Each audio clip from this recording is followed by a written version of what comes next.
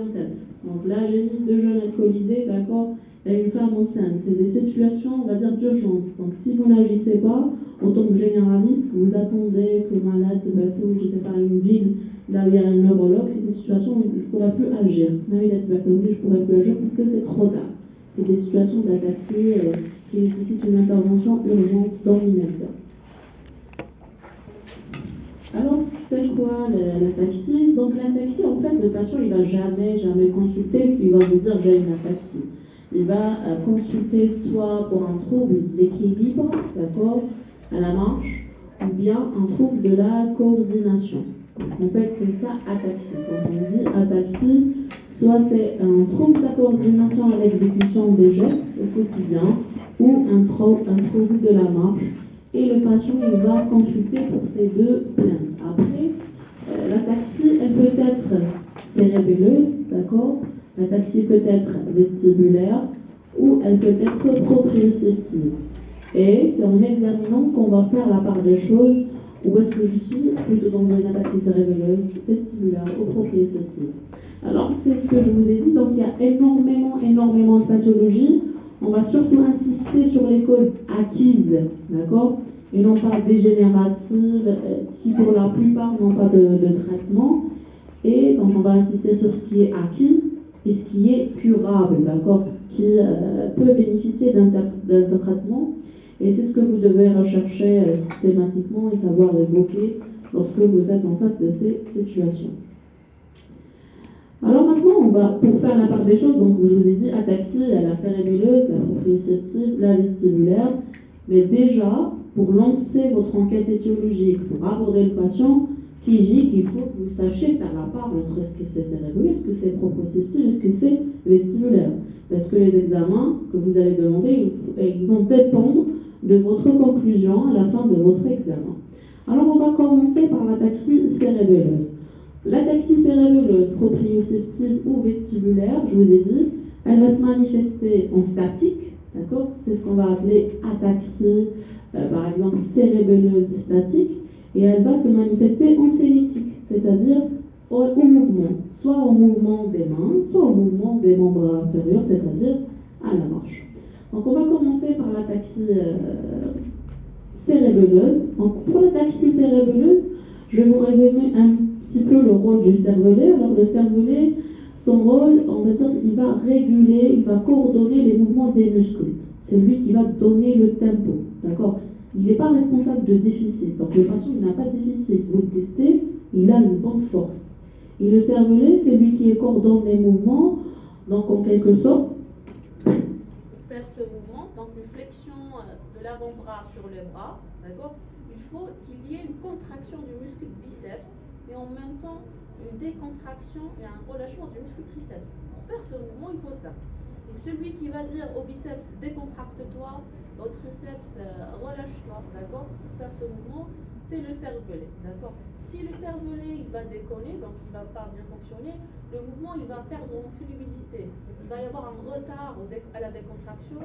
Au lieu que le muscle se décontracte et l'autre se relâche, le triceps ne se relâche pas à temps et du coup le biceps il va un peu se forcer et vous aurez un mouvement comme ça qui est saccadé, qui n'est pas fluide, d'accord? Et celui qui donne le tempo, c'est le cervelet, d'accord? C'est lui qui coordonne les mouvements des muscles, d'accord? Il est responsable du tonus, tout ce qui est relâchement, contraction, décontraction.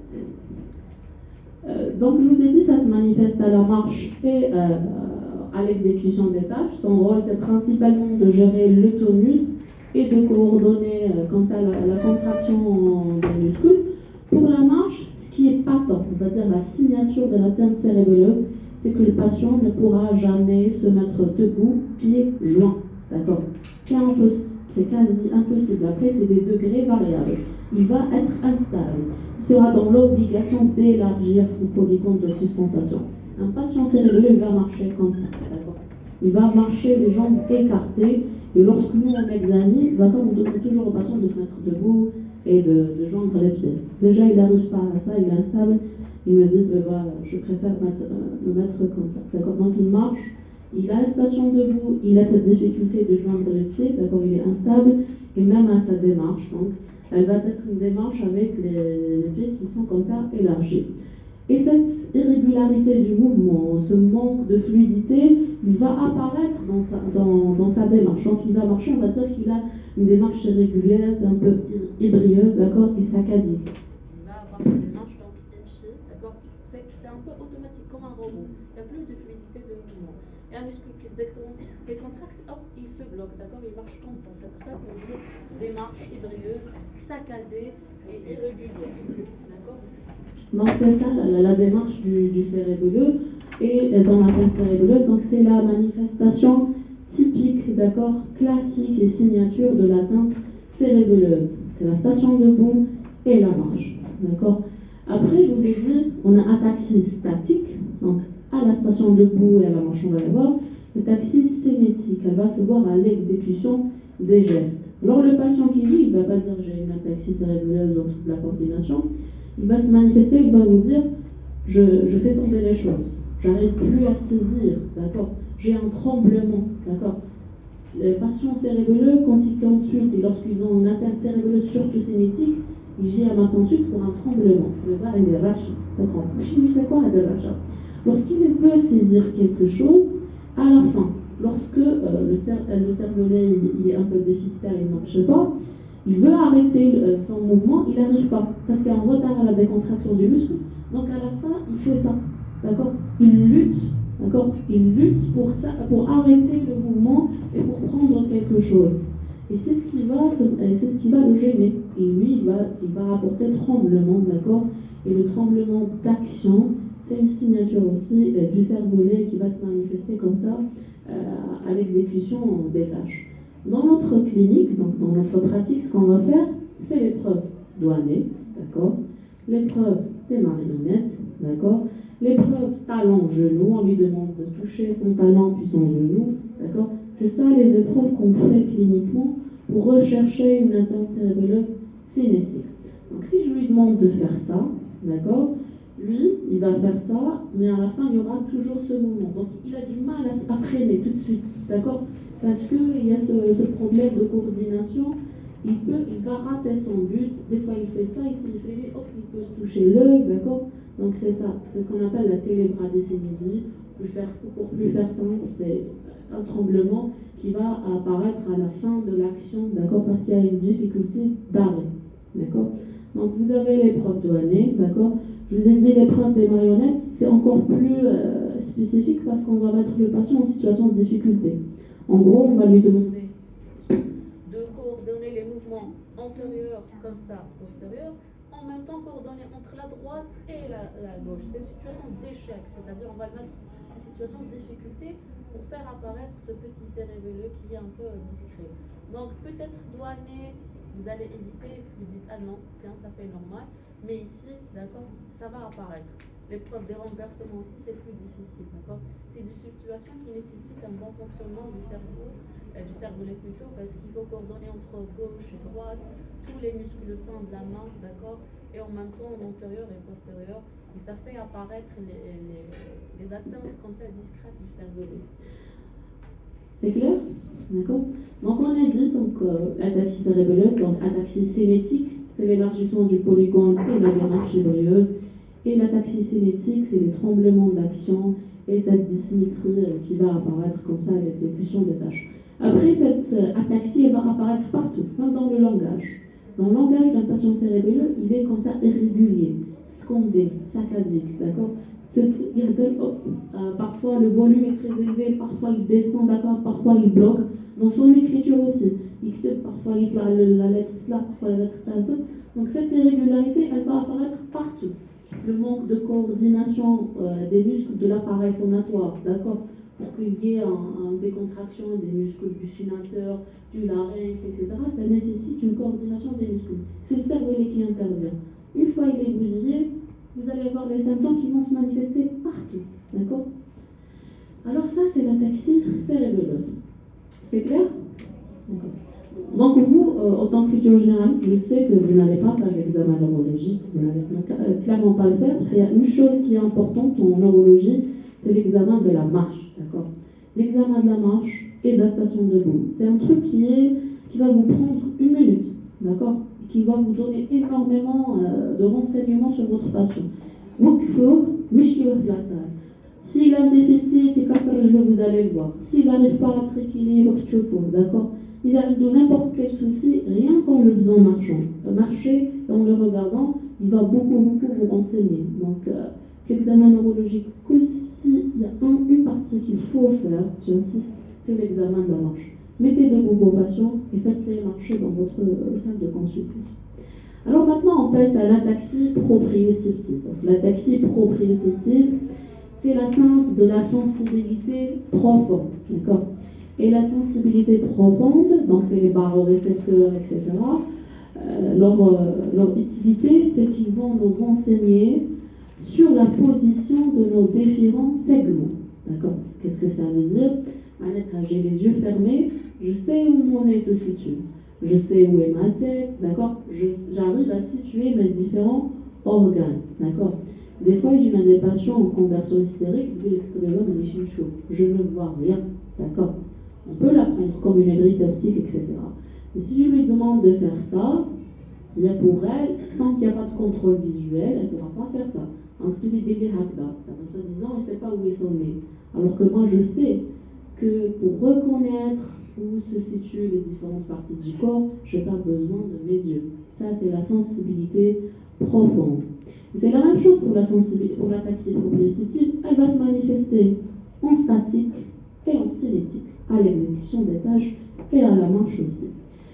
Alors, pour la marche, en fait, pour faire le résumé, on dit c'est à peu près que vous êtes en pleine nuit, vous touchez un voisin, vous ne connaissez pas bien l'endroit, les escaliers sont complètement, la cage d'escalier est complètement noire et vous essayez de descendre.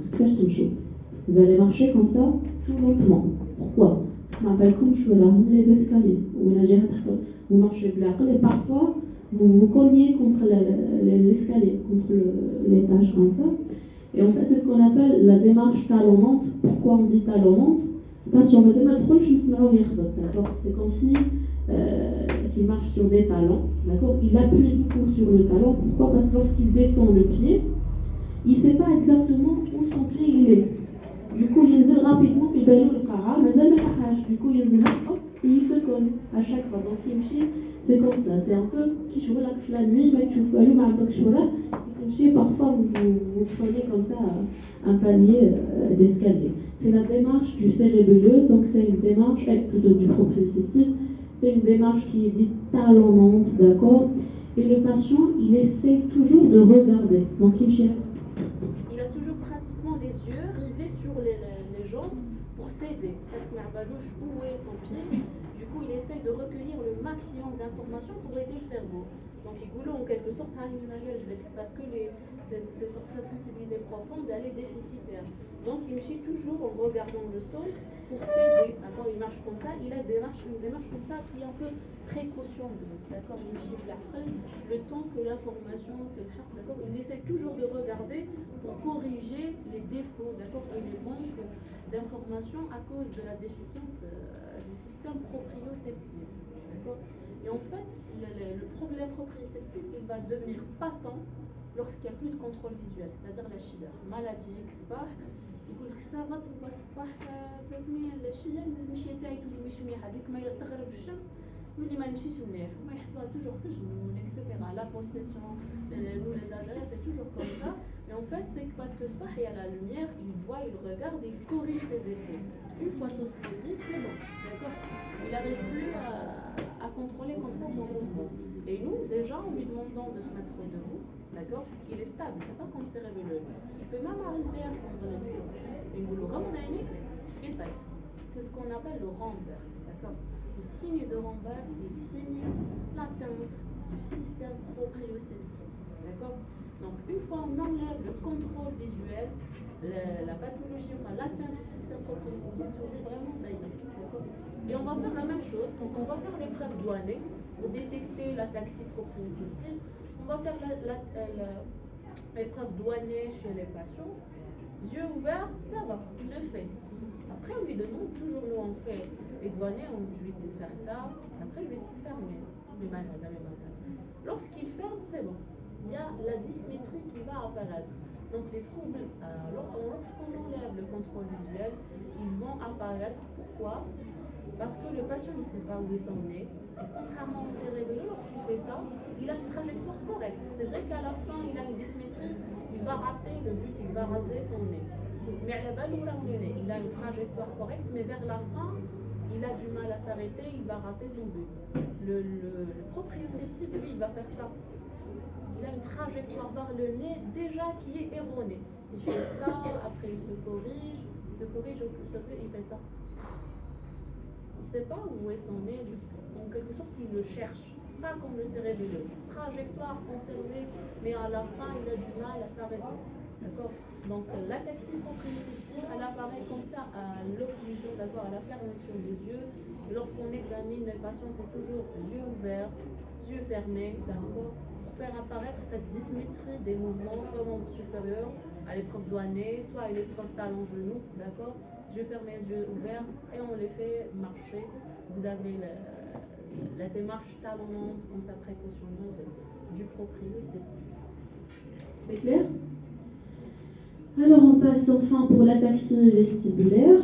Donc, pour l'ataxie vestibulaire, donc c'est assez, on va dire, pratiquement simple, parce qu'il y a souvent un vertige rotatoire, d'accord, très important qui accompagne l'ataxie. Et dans l'ataxie vestibulaire, le trouble de l'équilibre et de la marche, il est très discret, d'accord. C'est pas un trouble qui est patent, c'est un trouble qui va apparaître progressivement au fur et à mesure, d'accord. Le système vestibulaire, c'est quoi son rôle? C'est vraiment d'avoir, il contrôle, c'est un stabilisateur du regard, d'accord. C'est lui qui permet les mouvements des yeux lorsqu'on tourne comme ça la tête. Quand je tourne ma tête, automatiquement les yeux, d'accord, ils vont aussi tourner, d'accord. Celui qui assure cette stabilité yeux-tête, d'accord, c'est le système vestibulaire. Il va nous renseigner sur la vitesse, sur le mouvement de la tête. C'est en quelque sorte un GPS, un gouvernail. Il va dire au cerveau dans quel sens la tête s'arrête et à quelle vitesse. Parce que vous savez, le vestibule fait un liquide, d'accord. Le liquide est donc rapidement, le liquide ira rapidement. C'est le renseignement qu'il va donner au cerveau. Donc, les mouvements rotatoires et le sens de rotation de la tête, et en même temps, il est stabilisateur du regard. D'accord? Et quand on a une atteinte, vous allez apparaître ce qu'on appelle un nystagmus. D'accord? Le nystagmus, c'est quoi? C'est des mouvements comme ça, oscillatoires de l'œil, d'accord? Parce qu'il y a un déficit de cette stabilisation du regard. Et les troubles de la marche, ils sont vraiment très discrets, d'accord? Généralement, quand la tête, elle peut être à droite ou à gauche, ça dépend de quel côté, le patient, il va avoir une tendance à aller vers le côté, plus souvent, le côté pathologique, d'accord? Donc, il se pourrait que c'est examiné, mais qu'il cache un truc patent, parce que c'est vraiment discret. Toucher, il y aura d'accord? Et si vous le faites marcher sur une longue distance, parce que lui, il le remarque. Donc ça vrai, il يقول لك تبقى كي نمشي ديما راح تجي ما فهمتش علاش ملي راح نمشي انا راح على un côté. Et si vous le faites marcher sur une longue distance, progressivement, il va comme ça dévier petit à petit, d'accord. Et pour mettre en évidence ça dans une petite salle, on fait d'autres épreuves. On fait ce qu'on appelle l'épreuve de Fukuda. On lui demande de fermer les yeux, de piétiner sur place. Normalement, un sujet qui a un système vestibulaire intact, il prend un blasto. Lui, non. Donc il fait ça, progressivement, il va tourner, mais c'est franchement très discret. Les troubles du vestibulaire, les troubles d'équilibre, ils sont discrets. Et pour les objectiver, il faut vraiment faire des manœuvres comme ça de sensibilisation. Donc je vous ai dit, vous avez le vertige rotatoire, d'accord, quand il est là, c'est bon, on va dire que c'est pratiquement une signature de l'atteinte vestibulaire. Quand je dis vertige rotatoire, les patients ont dit, mais j'ai eu vertige. Finalement, avec le vertige, il ne roule pas, fiche là. Ce qui se met où le mot vertige, il le colle à tout. Quand je dis vertige, il dort à la ou la dunya dort à lui. C'est ça, vertige rotatoire, signature de l'atteinte vestibulaire. Il y a aussi des vertiges qui sont comme ça verticaux. C'est que je les taille d'accord. Ça, c'est des vertiges de l'atteinte vestibulaire. Tout ça, c'est pas des vertiges. Donc, il faut insister. Vertige, qui va changer le hajj? Ou chaque exactement donc, il faut préciser. D'accord. Donc, je vais vous montrer quelques.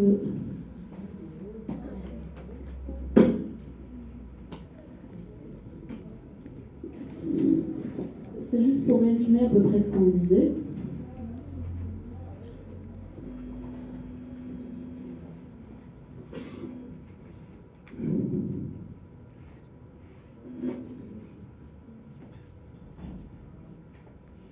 Donc regardez.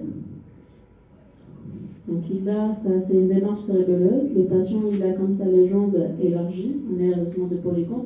Regardez comment il a ce mouvement postural, d'accord. Cette irrégularité du mouvement, regardez. Il a un demi-tour décomposé parce qu'il n'arrive pas à tourner comme ça rapidement. Il a vraiment besoin de faire pas à pas les choses parce qu'il y a toujours ce manque de synchronie entre les muscles, d'accord. Si on vous demande de marcher rapidement, vous allez voir, il va carrément tomber, d'accord.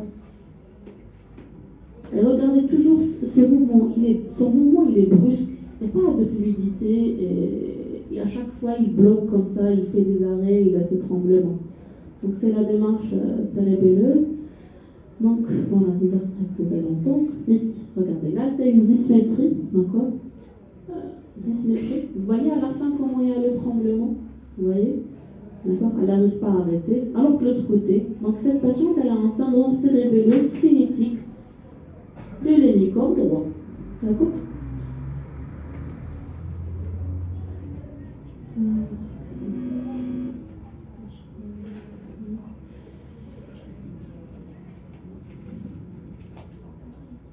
Là, c'est une démarche qui est talonnante, d'accord, une démarche du proprioceptif.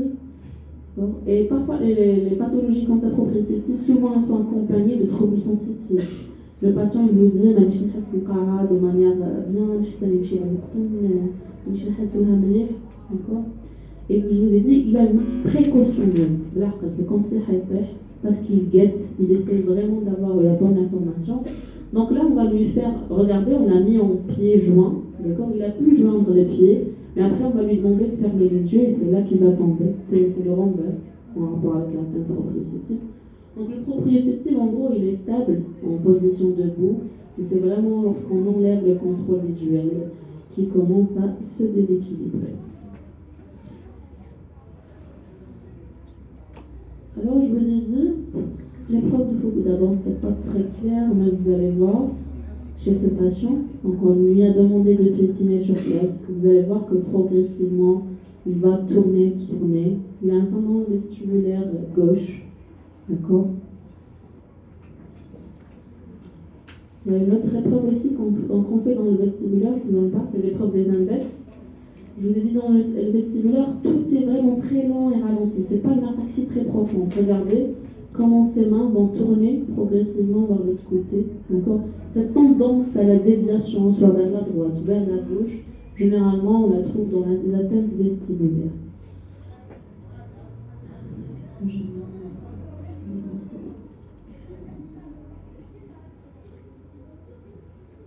Ça, c'est un tremblement aussi qu'on voit dans les ataxies cérébelleuses cinétiques. Regardez. Et les patients, ils vont consulter pour des tremblements. D'accord. Donc, tous les tremblements, ce n'est pas des Parkinson.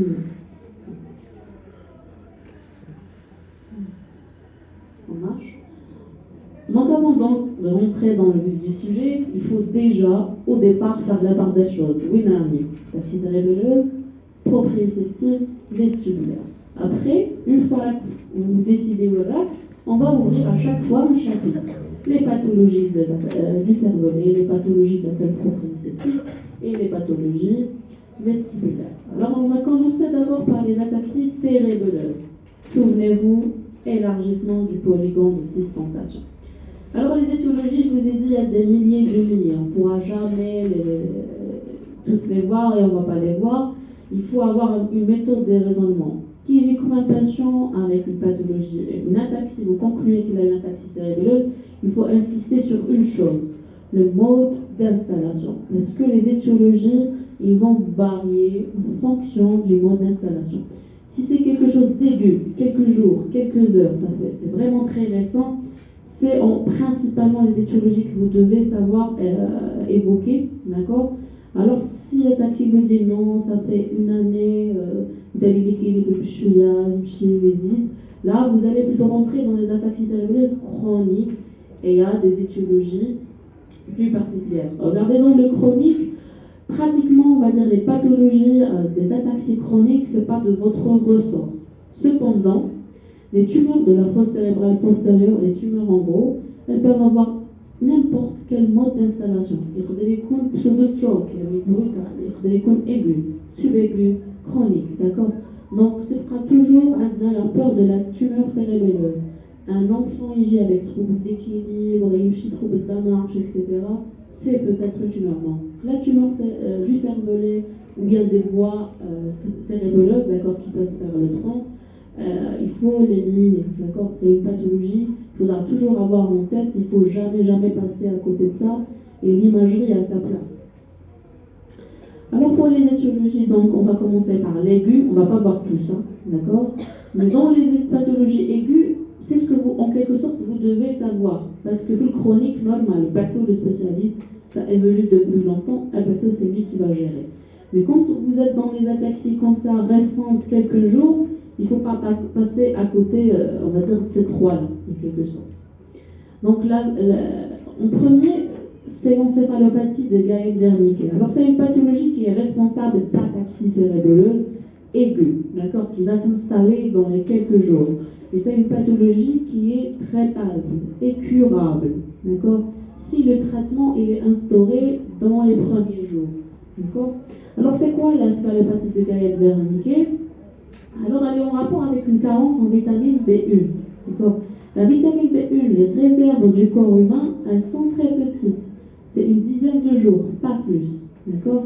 Si un patient ne s'alimente pas bien pendant 10 jours, particulièrement dans ces situations de risque très élevé, dénutrition, sujet âgé, les patients les patients hospitalisés pour la chirurgie, d'accord, viscérale, les patients dénutris, cachétiques, faibles, ils ne s'alimentent pas depuis des jours et des jours, et c'est des patients qui installent souvent des carences en vitamine B1.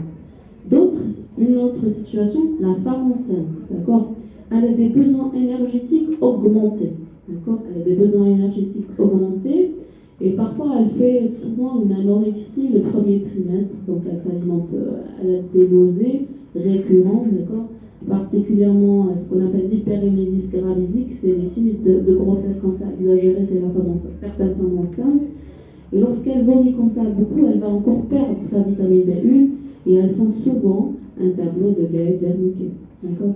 On a souvent des patientes comme ça et le Guéhet-Wernicke, il ne touche pas que le cervelet, il touche le cervelet, le nerf optique, les nerfs périphériques. D'accord. On avait une patiente qui a fait le tableau complet, c'est ce qu'on appelle le beriberi. Elle est devenue aveugle, tétraplégique, d'accord, avec des troubles de mémoire très importants. D'accord, conséquence de cette carence en vitamine B1. Mais elle a complètement, pas complètement, mais on va dire sur le plan moteur, elle a récupéré complètement. Sur le plan visuel, elle a aussi récupéré complètement. Mais malheureusement, parce que le traitement n'a pas été instauré à temps, elle a gardé des troubles mnésiques très graves, d'accord. Elle ne peut plus gérer sa vie, d'accord. Elle a fini par accoucher vers la fin de sa grossesse. C'est ça son propre enfant, d'accord. Elle peut sortir et le laisser à l'intérieur.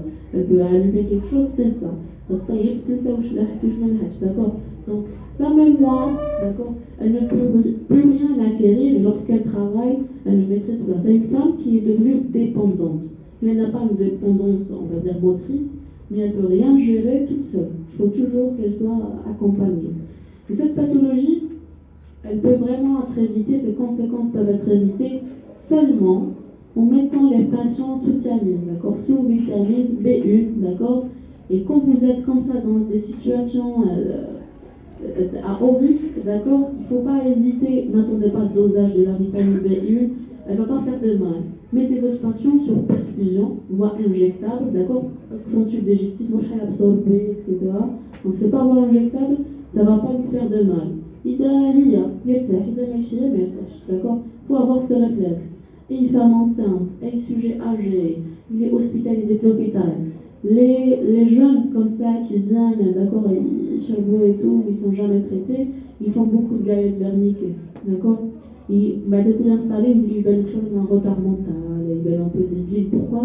Parce qu'ils disent des Guéhet-Wernicke non diagnostiqués. diagnostiqués, ils ne sont pas mis sous vitamine D1, ils gardent des séquelles. D'accord, il est très simple d'esprit.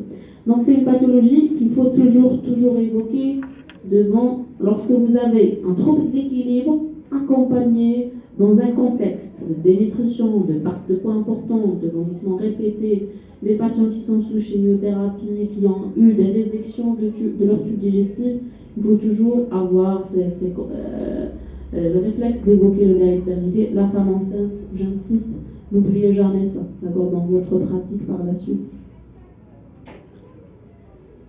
Alors les AVC, on en a parlé, donc quand est-ce qu'il faut évoquer l'AVC? Bien sûr, c'est les vertiges rotatoires d'installation brutale. Je vous ai parlé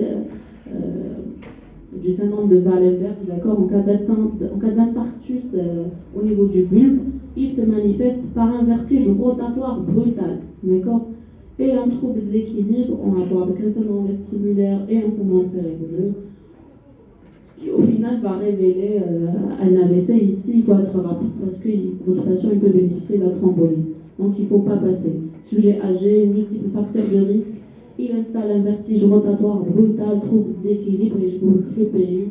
Il faut penser à l'AVC. Regardez ici, c'est une hémorragie au niveau du cervelet. D'accord?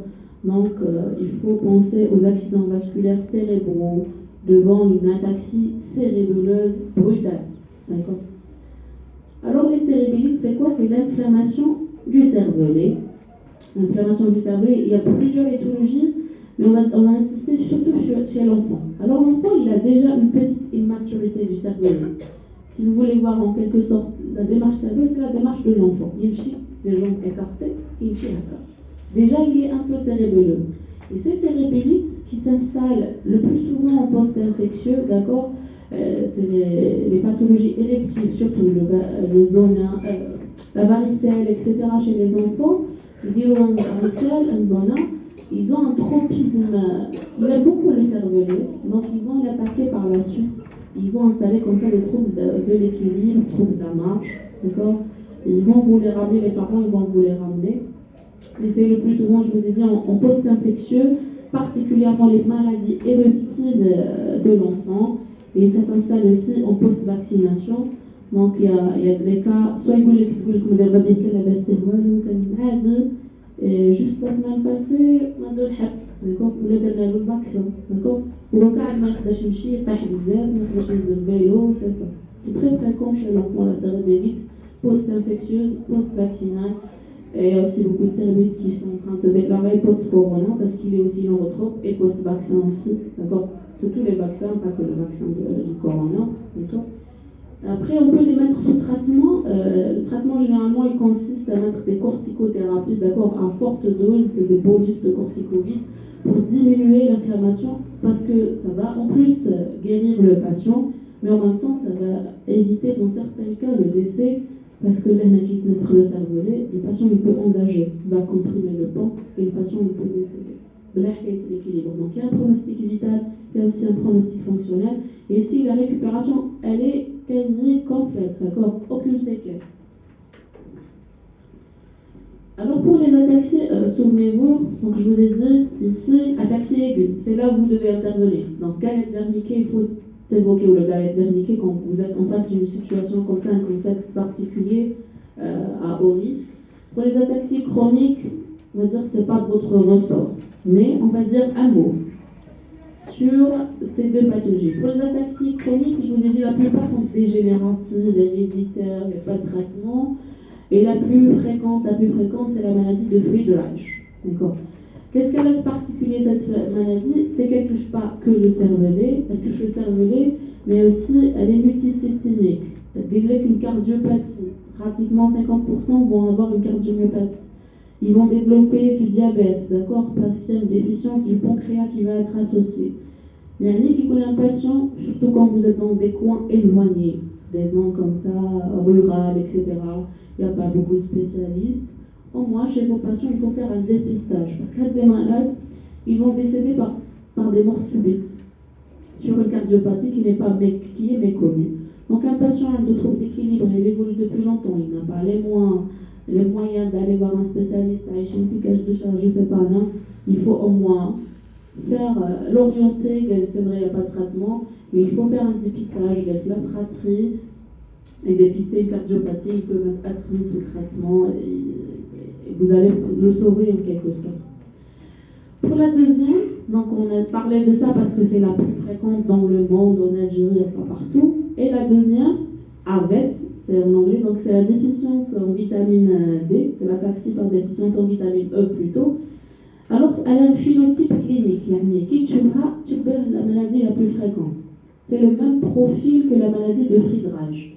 Et elle est très très très fréquente dans le bassin méditerranéen, en Algérie, en Tunisie, au Maroc, d'accord. Ce qui est bien, c'est qu'elle est traitable, d'accord. Si on fait substitution en vitamine E, on stoppe la progression, on améliore les symptômes, et aussi c'est une maladie qui est héréditaire. Donc on dépiste les fratries, les cousins, les gènes, d'accord, tous ceux qui sont en lien de parenté, et on va leur éviter d'avoir des troubles d'équilibre et de finir sur une chaise roulante, d'accord. Et ce sont les deux sont des maladies qui sont récessives. Les parents, pas forcément malades. Donc ils vont comme un enfant 15 ans, 16 ans, trouble d'équilibre depuis 3 ans, l'IRM normal, coucher normal. Il faut penser à la bête qui est une maladie héréditaire traitable. Donc on fait le dosage de la vitamine E pour avoir le réflexe. Ça, c'est des choses que vous pouvez faire qui me couche le neurologue à côté. Donc une ataxie cérébelleuse qui évolue depuis des années, il y a des cas similaires dans la fratrie, dosage vitamine E, d'accord. Est-ce que vous pouvez traiter le patient et ne pas passer à côté de ça? Et bien sûr, le dépistage des autres malformations associées. Alors pour revenir, les réflexes adoptés, je vous ai dit, on a toujours la hantise de passer devant une tumeur du cervelet, d'un fosse cérébral postérieur, du tronc, peu importe, qui peut se manifester par trouble d'équilibre. Donc, tout trouble d'équilibre d'origine cérébelleuse, il faut faire une imagerie, une IRM cérébrale. Parce que je vous ai dit, rappelez-vous, le scanner, il est médiocre pour évaluer la fosse postérieure. Donc, il va rien. Le cérébellite de l'enfant, dès le scanner, normal. L'IRM, hypersignal, diffus, des hémisphères, d'accord. Donc, pour objectiver l'atteinte de la substance blanche, d'accord, particulièrement en cas d'atteinte sous-tentorielle, c'est l'IRM. Tout patient doit bénéficier d'une imagerie, bon, à défaut, le scanner, les premières heures. La vitamine B1 parentérale, j'insiste, par voie injectable, parce qu'il est absorbé, le tube digestif, c'est pas la peine qu'il la prête à voie orale. Donc, par voie injectable, chez tous les patients, possiblement alcooliques, témétrie, et qui présente une ataxie aiguë, et bien sûr, n'oubliez pas la femme, ici qu'il y a des vomissements récurrents le premier trimestre, très fréquent. Enfin, bien sûr, quand le tableau, le trouble d'équilibre est brutal, il faut toujours lancer l'alerte thrombolyse et évoquer l'AVC dans le territoire vertébro-basilaire. Un dosage de vitamine E s'impose chez tous les patients qui ont une ataxie comme ça progressive, parce que c'est une maladie qui est curable. C'est clair? Alors, on enchaîne. Donc, l'ataxie vestibulaire. Alors, l'ataxie vestibulaire, je vous ai dit, généralement, il cause le vertige. Il y a des cas où il couche le vertige, mais quand le vertige il est là, vous allez facilement la reconnaître. Après, pour le vestibulaire, on sépare en deux. Donc, le cérébelleux, elle est comme centrale a demandé l'IRM, point. D'accord?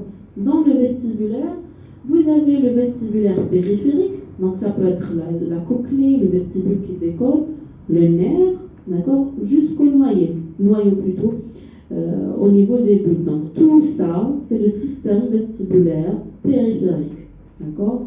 Et ici, vous allez avoir le système vestibulaire qui est central, d'accord.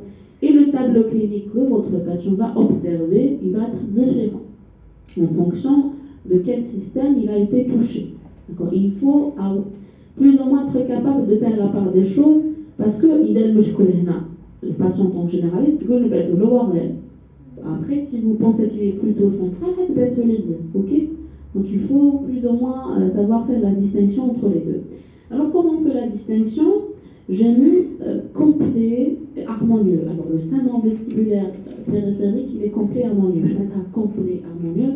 Complet, معناتها les symptômes اللي قلتهم لكم قبل يكونوا كامل.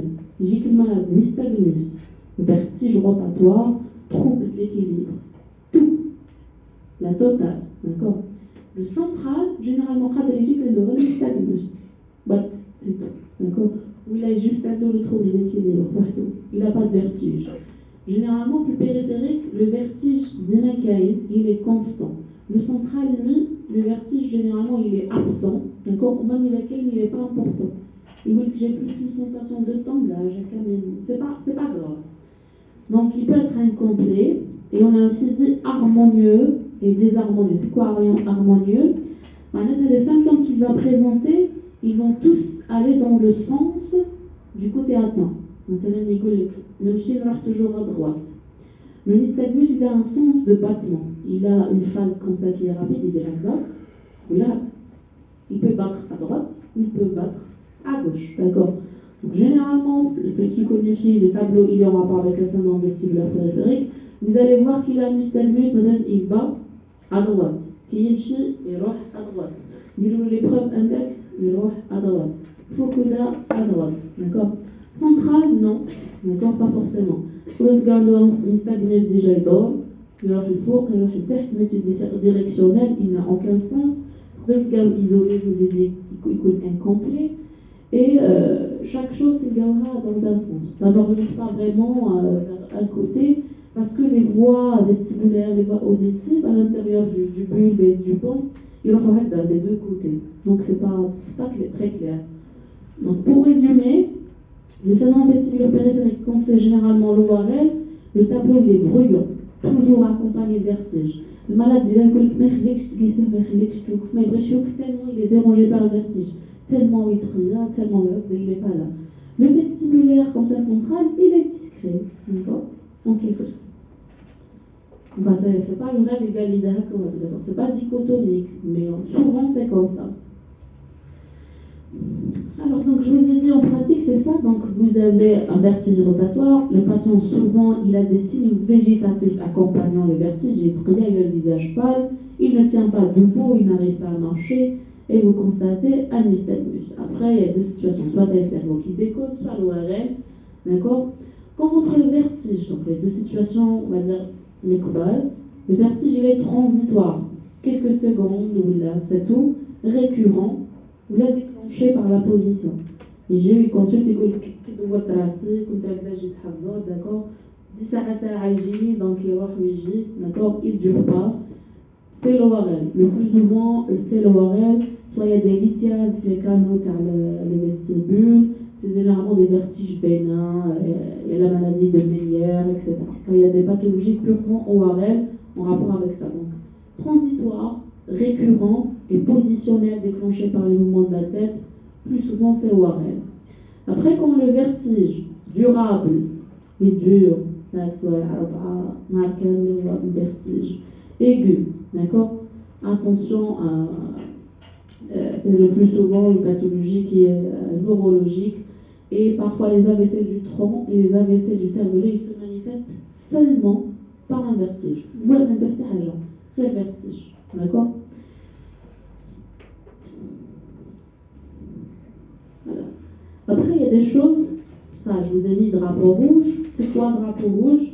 Donc, c'est les questions et les choses que vous devez rechercher. Un malade qui vit avec un vertige, ou un de c'est pas un malade des sous traitement symptomatique, parce que nous, on a le temps gagné, on peut le mettre en perfusion, on comprenait le bêta-sarc. C'est des traitements antivertigineux, parce qu'on sait, souvent c'est très bénin, on ne s'acharne pas à demander l'exploration. Traitement, et il rentre chez lui. Quand est-ce qu'on ne banalise pas? Et bien c'est devant ces situations. Quand le vertige, je vous ai dit, toujours brutal, quand le vertige est durable, quand le vertige est accompagné de céphalées ou des cervicalgies. Qui peut me dire pourquoi? J'ai qu'un patient vertige rotatoire, des torticolis, et il a des cervicalgies. Il dit qu'il y a 2 semaines où là, il a fait un accident de la voie publique. C'est un jeune, 27 ans. Et j'ai comme consultation vertige rotatoire, probablement avec un syndrome vestibulaire, et il a un torticolis avec des cervicalgies. À quoi vous pensez? Dissection. Très bien. Donc, c'est quelque chose en vertige, accompagné d'une cervicalgie, on craint la dissection vertébrale, d'accord. Les tableaux d'insuffisance vertébro-basilaire, ils se manifestent comme ça par des vertiges récurrents, d'accord. Donc ça, c'est les drapeaux rouges. Donc il est malade. Avec ça, il ne faut pas fermer l'œil. Donc on a dit traumatisme cervical récent, et bien sûr symptômes neurologiques associés, c'est clair. Mais parfois il faut le chercher, parce que le patient qui vit avec un vertige rotatoire, il est comme ça, recroquevillé, les yeux fermés, mais il t'examine, il يهضر لك على جرح اخرى. حتى من بعد ما تقلب تلقاه عنده تروبل ديغريتيشن اسوسي، تلقاه ما يقدرش يبلع، طلع له عينو تلقاها هاربه لهنا، داير معاه الماده du 6, d'accord. Donc il faut examiner les patients. Et dernière chose, signe cochléaire, d'accord, principalement acouphène pulsative. Alors, il dit que le patient il veut qu'il d'être progressivement, d'accord, il se met à donc tout ça, ça fait oreille, ça fait plutôt ORL. Mais qui j'ai un autre spot où il est pulsatif, il se met à ça, c'est généralement c'est neurologique, d'accord. Les fistules veineuses, d'accord, l'achicée crânienne, des acouphènes pulsatives. L'acouphène pulsative, c'est plus une atteinte du système nerveux qu'une atteinte au oreille. D'accord. Il faut toujours céder, donc quand vous n'êtes pas sûr, il faut passer la main au spécialiste, mais au moins dans l'urgence, je vous ai dit, l'imagerie, elle reste quand même primordiale. Alors on va finir par l'ataxie proprioceptive. Bon, là, c'est vraiment plus difficile. Bon, pour le cervelet, vous pouvez vous débrouiller. Le vestibulaire aussi, le proprioceptif, c'est vraiment, il faut faire un bon examen. Nous-mêmes, on est parfois, c'est un peu difficile pour nous. Mais ce qui peut vous orienter et mettre la puce, c'est le fait que le patient d'IMA a des signes sensitifs. Il se plaint.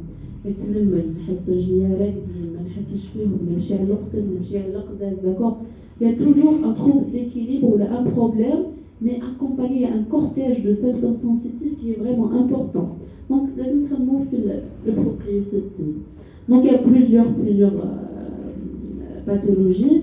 Là aussi, il faut faire la part des choses parce que l'atteinte périphérique, plutôt l'atteinte proprioceptive, c'est les cordons de la moelle touchée, c'est les nerfs. D'accord.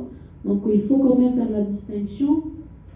Mais si on peut, à votre niveau, il ne faut surtout pas passer à côté de ça. Donc, si vous avez quelqu'un qui est comme ça un trouble d'équilibre récent, qui a des troubles sensitifs, des chevilles, fourmillements, des mains, etc., des pieds, engourdissement, il faut penser au Guillain-Barré, d'accord. L'ataxie proprioceptive, comme ça, récente, allez, il ne faut pas passer à côté du Guillain-Barré parce qu'il y a un risque vraiment fonctionnel, mais aussi vital, un risque de décès. Et enfin, le syndrome neuroanémique, la carence en vitamine B12 qui est très fréquente, d'accord. Et elle donne comme ça des ataxies proprioceptives, particulièrement chez les sujets âgés, qui cherchent beaucoup d'oméprazole, etc. Parce que la B12, elle a besoin d'un facteur, le facteur intrinsèque, un niveau acide pour être absorbé. Et les sujets âgés d'image, l'OMAX, etc., ils font beaucoup de carences en B12 et ils installent des troubles d'équilibre en rapport avec ça, qui peut même toucher la moelle et être responsable d'une atrophie complète de la moelle, d'accord. Mais ici, on va dire, il ne faut pas trop jouer, d'accord. Il faut penser au Guillain-Barré. Il n'y a pas de tort à mettre un patient sous immunoglobuline. Je traite d'abord la livrisienne, le généraliste, sous immunoglobuline les 5 jours théo. On va le reste. En tout cas, je ne passe pas à côté de ça, d'accord. Voilà. Vous avez des questions?